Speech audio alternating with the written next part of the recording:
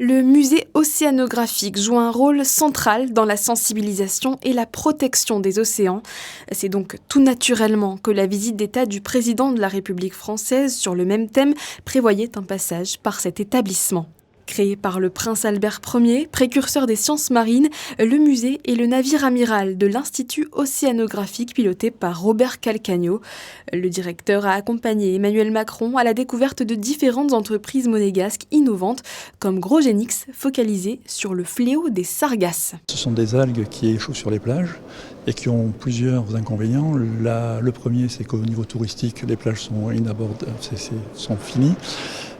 Toxicité, parce que ça émane des gaz toxiques pour la santé humaine, ça crée du méthane, et donc c'est un fléau. Et nous, ce fléau, on en fait une ressource.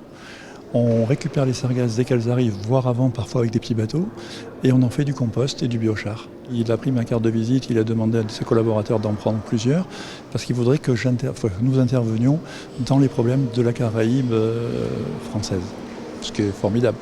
Pour Coralliotech, start-up valorisant de son côté les coraux, les échanges avec Emmanuel Macron ont également été très fructueux. Il a posé des questions d'abord sur la science, sur la technologie, sur la façon dont ça fonctionne et puis les secteurs cibles. Il ne faut pas oublier aujourd'hui que nous avons une diversification sectorielle possible avec l'ensemble des données génétiques que nous avons recueillies, à la fois le secteur de la pharmaceutique, de la cosmétique, de l'environnement. Et du coup, il a poser des questions sur cet aspect-là et ensuite il a voulu savoir effectivement comment éventuellement on pourrait faire pour travailler ensemble en France. Le combat historique de Monaco pour la sauvegarde des océans aura, tous l'espèrent, inspiré le président Macron avant la 3e conférence des Nations Unies sur l'océan, parce que protéger les océans, c'est protéger l'humanité.